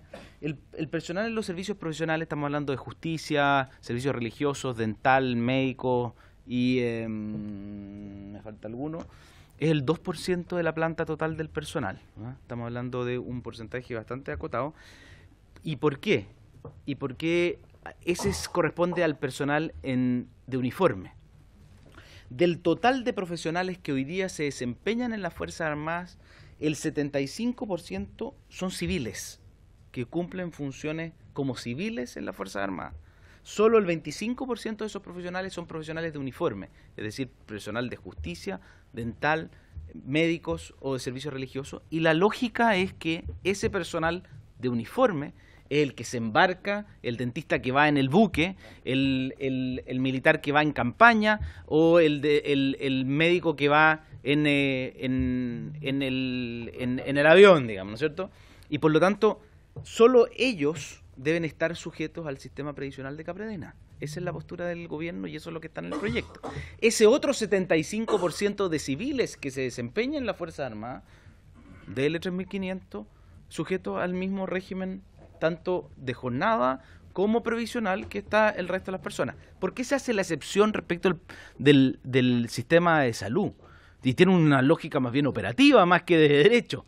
Es que Yo el personal civil que se desempeña en la Armada obviamente es mucho más funcional para la institución atenderlo en el hospital naval, digamos, y por eso mismo lo acojo al sistema de salud de la institucional y no a un sistema privado o de ISAPRE. Y por lo mismo, y además, ya estatutariamente, y aquí como respuesta al diputado Urrutia, el personal civil no tiene la misma jornada laboral que tiene el personal militar.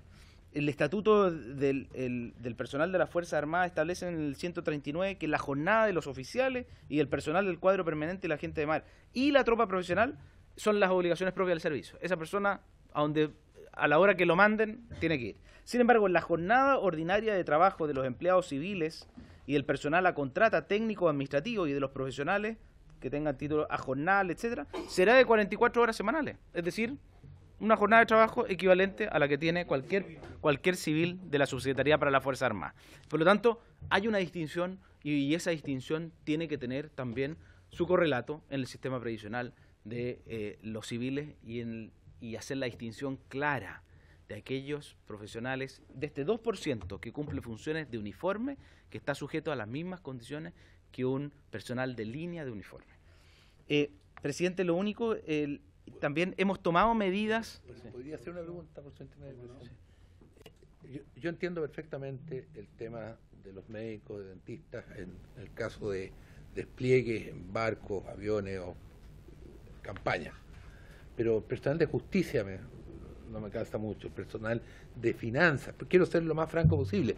¿Por qué el director de finanzas del Ejército tiene que ser un general y no un estupendo ingeniero comercial que haga carrera, me explico, y que tenga esas funciones? O sea, yo creo que hay que insistir en que las funciones militares para los militares y funciones civiles adscritas al sistema militar puedan ser verdaderamente civiles. ¿Cuánto habría cambiado el tema en Carabineros si hubiésemos tenido verdaderos administradores, contadores, auditores, ingenieros? Lo mismo quizás en la parte de finanzas del Ejército, en el manejo de la ley del cobre. Yo creo realmente que hay que aprovechar este proyecto, por eso es mi punto, para meter mano en ello. Presidente, y respecto a lo que planteaba el diputado Soto, nosotros la incompatibilidad para los pensionados por inutilidad es para desempeñarse en el sector defensa, es amplia. El sector defensa, no solo en el Ministerio, sino que en cualquier rama de las Fuerzas Armadas y en cualquier institución del sector defensa. Sin embargo, además, la Contraloría ha dicho que no pueden desempeñarse en ninguna dependencia de la administración pública. Lo ha extendido al resto de la administración pública. Y nosotros tomamos una medida adicional. Iniciado el gobierno, ya yo creo que mediados del año 2018, nosotros enviamos el catastro completo de pensionados por inutilidad, esos 5.500 personas pensionadas por inutilidad, a la Contraloría, de tal manera que cuando tomara razón del nombramiento o recibiera para registro el nombramiento a contrata, honorario o lo que fuera de un personal, la Contraloría tuviera un registro de aquellas personas que estaban pensionadas por inutilidad y por lo tanto o rechazara el nombramiento o me informara para recalificar la pensión para que no fuera una pensión por inutilidad, sino que se le recalificara y se le otorgara, dado que está perfectamente capacitado para desempeñarse en una función de la administración pública, que se le otorgara su pensión como le corresponde, pero una pensión no de inutilidad, sino una pensión de retiro como le corresponde. Exactamente. Exactamente, sí, efectivamente, no, y yo coincido con el diputado Soto, si queremos zanjar esta discusión con total claridad, pongámoslo en la ley. Yo coincido en que y estamos totalmente dispuestos, presidente, a las incorporaciones que esta comisión nos plantee en eso. Y respecto a las asignaciones, bueno, el que recibe asignación de ministro de Corte, presidente, es un solo funcionario de la Fuerza Armada, así que creo que no hagamos, la verdad es que es un caso particularísimo. Y respecto a las asignaciones de zona, eso también fue corregido por la Contraloría y la asignación de zona ya no es computable para la pensión. Y por lo tanto, ahí hubo un cambio de criterio de la Contraloría y creo que es un cambio de criterio razonable. Por último, presidente, quiero hacer yo les pido responsabilidad respecto de lo que se afirma. el diputado Brito señaló que habíamos aumentado, ha duplicado el gasto en equipamiento militar. Yo les pido, presidente, sobre todo que esta es una comisión técnica, es decir, yo entiendo eso de diputados o miembros del Congreso que no conozcan el funcionamiento de cómo funciona la ley del cobre, un poquito lo que decía el exministro Rabinet, pero no lo entiendo de esta comisión porque es importante que le aclaremos a la opinión pública. No ha habido aumento ninguno en el gasto militar. Lo que hay es liberar espacio de gasto para los años futuros gracias a una correcta inversión en el año 2018. Pero no, ahí lo que hicimos fue liberar espacio de gasto porque esos 350 millones de dólares de los que habla el diputado Brito es el cupo de gasto autorizado por la Dirección de Presupuesto. Eso no es lo que está comprometido. Les pongo el ejemplo que ya les puse en alguna oportunidad. Cuando se toma la decisión de construir el rompehielos para reemplazar el rompehielos Biel, la decisión es por el monto total, digámoslo así, 100 millones de dólares. Sin embargo, el cupo de gasto asociado a cada año por ese rompehielo es de 15 millones de dólares por cada año hasta que se termina de pagar un proyecto que dura 8 o 10 años entre su financiamiento y su construcción. ¿Qué pasa? ¿Qué es lo que hicimos? Como teníamos más cupo de gasto este año, en vez de tener 15 y 15, computamos 30 este año para tener esos 15 de espacio para el próximo año poder tener alguna liquidez para el gasto de la ley del cobre. Pero eso no implica que compramos un segundo buque, presidente, y pareciera que yo creo que es importante que la ciudadanía tenga la tranquilidad que aquí no ha habido cambios en decisiones de inversión. Ustedes las conocieron en sesión secreta en que se les expuso la planificación del desarrollo de la fuerza y yo espero que confíen en que eso no ha cambiado y cuando cambie, obviamente será el ministro de Defensa, será el subsecretario de Defensa y seré yo mismo el que seré el primero en comunicarles algún cambio en las decisiones de inversión del Ministerio de Defensa. Por lo tanto, no hay sorpresas, no van a haber sorpresas por parte del Ministerio de Defensa, menos a esta comisión, y por lo tanto yo entiendo que si es que hay dudas, nos las planteen legítimamente, nosotros la aclaremos y si hace falta mayor aclaración, lo haremos, pero que no se plantee o se haga entender o se sugiera a la ciudadanía que se ha duplicado el gasto militar en el año anterior, porque eso no es así y quiero ser categórico en eso para que no se malentienda por parte de la ciudadanía respecto a las decisiones de inversión en materia de equipamiento militar por parte del actual gobierno, presidente.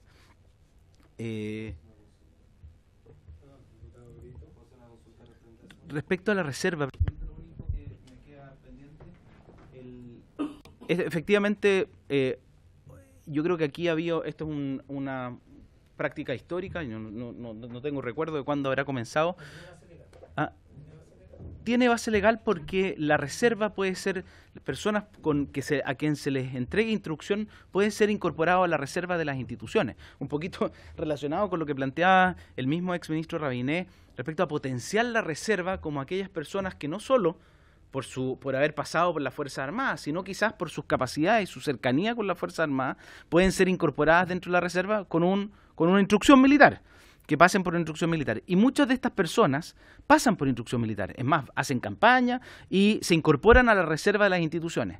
Ahora, que eso sea mal utilizado, que es distinto, ya sea por los beneficiarios o por las propias instituciones, para obtener beneficios de que esa persona sea parte de la reserva o esa persona como parte de la reserva crea que tiene influencias superiores a una persona cualquiera por esa condición, creo que es una mala práctica, pero no es, de ninguna manera aquí ha habido una ilegalidad al incorporar dentro de la reserva a personas, a profesionales, y es más, me consta que hay instituciones de la defensa que aprovechan a esa reserva de profesionales o técnicos altamente capacitados para incorporarlos a la reserva y convocarlos cuando están en problemas y que requieren, por ejemplo, cierta capacidad especializada y los convocan desde la reserva y tienen una capacidad... Si me permite... Sí.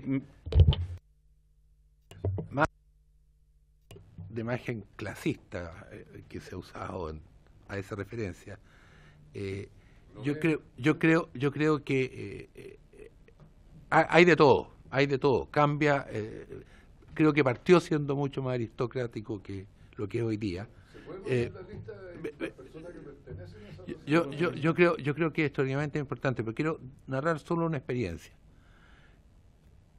Los equipos de reserva de la FACH en el terremoto del 2010 cumplieron una labor encomiable para apoyar a todo lo que fue la Fuerza Aérea y abastecimiento a zonas damnificadas, dañadas, con una dedicación de 24 horas, 7 y 30 días. O sea, realmente fue notable. Yo siento que más allá de la imagen clasista, abriendo, democratizándolo, creo que es importante para un país tener reserva entrenada. Todos los grandes países que quieren potenciar su defensa tienen una reserva debidamente entrenada y no solo al personal titular. Yo creo que eso nos falta y tenemos que hacerlo en forma amplia, transparente, como aquí se ha dicho.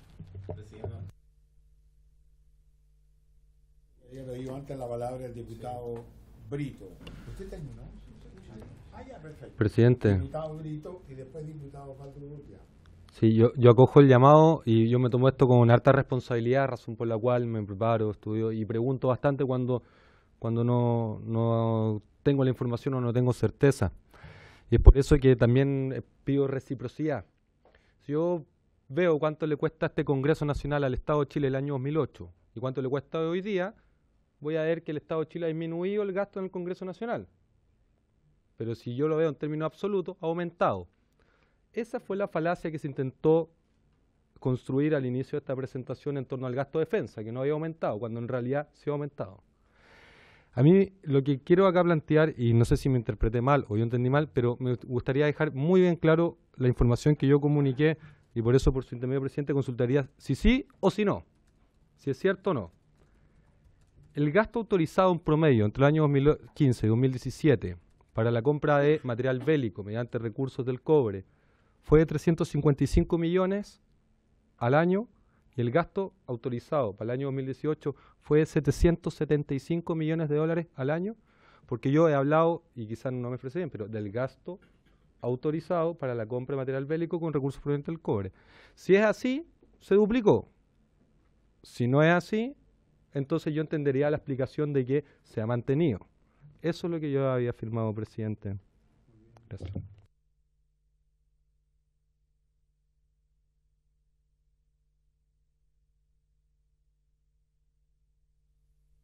Hacer un comentario que, por ejemplo, todos los pilotos civiles formados en clubes aéreos que tengan una determinada cantidad de horas de vuelo y hagan un curso de entrenamiento, pueden pasar a formar parte de la reserva.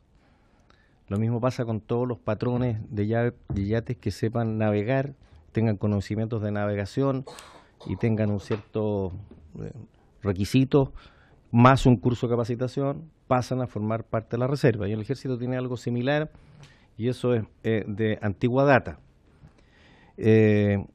Ahora, si el exministro Rabinet, don Jaime Rabinet, está proponiendo también incorporar modificaciones en la ley que regula la reserva, la forma de movilizarse y si tienen que existir escalafones debidamente adecuados y cada cuánto tiempo hay que convocarlo, me parece que es un tema que habría que estudiarlo, que yo comparto con ustedes. Hay muchos países que tienen una reserva mucho más activa y que la movilizan habitualmente. También quiero poner el ejemplo de la Armada, que en el aluvión que hubo en la quinta región, movilizó tropas de reserva, ¿ya?, que hicieron una gran y encomiable labor también.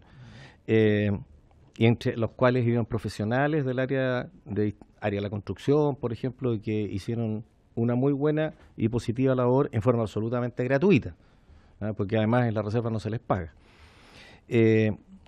Lo segundo es que, para lo que decía, a propósito de lo que dijo el diputado Brito, yo en estricto rigor y para poder comparar recursos y cuánto se gasta y si ha cambiado o ha variado lo que se gasta, yo comparto que la forma de medirlo es en términos relativos, o sea, qué porcentaje del PIB.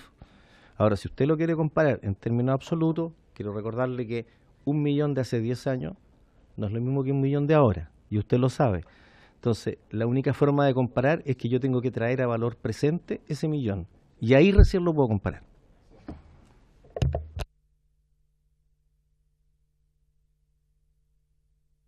Tiene la palabra el diputado Cacho. se preocupe. Gracias, presidente, por su intermedio. Saludar a los expositores, subsecretario y ministro. Un poco para complementar lo de la reserva y estos casos que sin duda se pueden haber ocupado mal en algunos casos, personas que se incorporaron a las Fuerzas Armadas, puede ser, pero me toca mucho porque conozco una persona que sí se involucró y yo creo que sin duda ha aportado. Es el caso de Marco Arellano. Él fue presidente de la Federación Aeronáutica Civil y que después de estas instrucciones, después de ser parte de esta reserva, son los que comandaron todo el puente aéreo, por ejemplo, cuando fue el terremoto. Entonces me gustaría que no solamente tuviésemos acá en esta comisión el historial de personas o el número de personas, sino que nos vinieran, ojalá, a exponer cuáles son las ventajas y desventajas que tienen estas personas y cuánto es lo que han aportado a las Fuerzas Armadas sin recibir un sueldo, por ejemplo. Entonces, ojalá se pudiera incorporar eso, presidente. Gracias. Bien, que nos quedemos sin diputados. Sí. ¿Algún comentario? No, muchas gracias. Ninguno. Muchas gracias. Si no hay otra consulta, le agradecemos a los participantes, subsecretario, exministro Rabinet, muchísimas gracias. Vamos a continuar el próximo martes 19. ¿Hay algún invitado en especial? Tenemos dos propuestos por el diputado Osvaldo Ibáñez, el señor Tomás Duval, experto en defensa, y dos al general de ejército en retiro, Carlos Molina. Son las dos únicas propuestas. ¿Le podría ser que es el director de general de ejército, sí, en retiro. Director de ¿Y se puede invitar a alguien más? Por supuesto, está bien. ¿Sí? Lo hemos ofrecido, obvio. Gracias, presidente, por su intermedio. O sea, simplemente poder hacerle llegar justamente alguna invitación. Diputado Soto, por favor, antes que levantemos la sesión. Perdón, diputado Castro. Gracias, presidente. Hacerle llegar entonces, si es que se puede, justamente algún invitado que pueda exponernos de esto y ojalá el subsecretario también nos pudiese apoyar para tener alguna persona que tenga que ver justamente con esta incorporación. Gracias, presidente. Diego Escobar. Perdón, Presidente, yo no voy a proponer a nadie, solamente quiero recordar la solicitud que hice al inicio de esta comisión, que espero que no se dilate mucho, porque si no, no va a tener sentido. La información que apareció, que es grave, está reciente, y si pasan las semanas y los meses, obviamente pierde importancia. Gracias, presidente. Presidente, consulta. Perdón, a ver si hacemos, perdón, Diputado Brito. ¿Sí o no? ¿Una última consulta? No, es que la misma que hice con anterioridad. Era el gasto promedio en defensa de 335 millones de pesos y después pasó a 770 millones de dólares, digo, al año, autorizado por el Ministerio de Defensa y el gobierno. Porque yo, de verdad, que quedo ahí tambaleando, porque si no es así, entonces la información de la IPRES y lo que está en Internet no es cierto. A mí me interesa, presidente, por su intermedio, si es posible conocer aquella información. Si sí o si no, porque quizá yo interprete mal. Presidente, de nuevo, sí, tratar de darle cuenta de la complejidad, que espero que esta comisión entienda la complejidad del gasto, porque la respuesta es sí y no. Si usted me pregunta, de la asignación de gasto, decretos firmados, ley del cobre, no. Si usted me pregunta, ¿el cupo de gasto autorizado por la DIPRES? La respuesta es sí. Entonces, ahora, si usted me pregunta, la asignación de gasto para equipamiento militar es exactamente la misma y el promedio ha sido en los últimos 15 años más o menos el mismo. Y es muy superior a lo que está hablando el diputado Brito. No voy a dar la cifra exacta. Ahora, el cupo de gasto, que es lo que autoriza DIPRES para computar como gasto del año calendario, es efectivo lo que el gasto que el cupo de gasto autorizado es lo que dice el diputado Brito. Ahora, por eso traté de explicar lo que dije antes. El cupo de gasto para el rompehielo, lo puse como ejemplo, era 15 el 2018, 15 el 2019, 15 el 2020, 15 el 2021, 15 el 2022. ¿Qué se hizo? Ahora, ¿cuánto vale el rompehielo? ¿15 millones de dólares? No, no vale 15 millones de dólares. vale 100 millones de dólares, pero lo que pasa es que se pagó en cuotas sucesivas de 5 años. ¿Ya? ¿Qué es lo que se hizo? Se fusionaron las dos cuotas del año 2018 con el año 2019, entonces en vez de computarse 15, se computaron 30, para el próximo año computarse 0 y después 15. Entonces la pregunta, si el diputado Brito me pregunta, ¿se duplicó el gasto del año 2018 de 15 a 30? Yo le digo no. Ahora, la asignación, ¿sigue siendo de 100 millones de dólares, Presidente, por su intermedio. ¿Por el buque? Sí, sigue siendo de 100 millones de dólares para el buque Biel. Entonces, por eso le digo, yo espero que la Comisión de Defensa, presidente, entienda la complejidad de la aplicación del gasto en materia de defensa y no haga preguntas, digamos, que sugieran que el gasto militar se ha duplicado, porque eso espero que esta comisión sepa que no es real y si es que fuera real, habría sido comunicado oportunamente.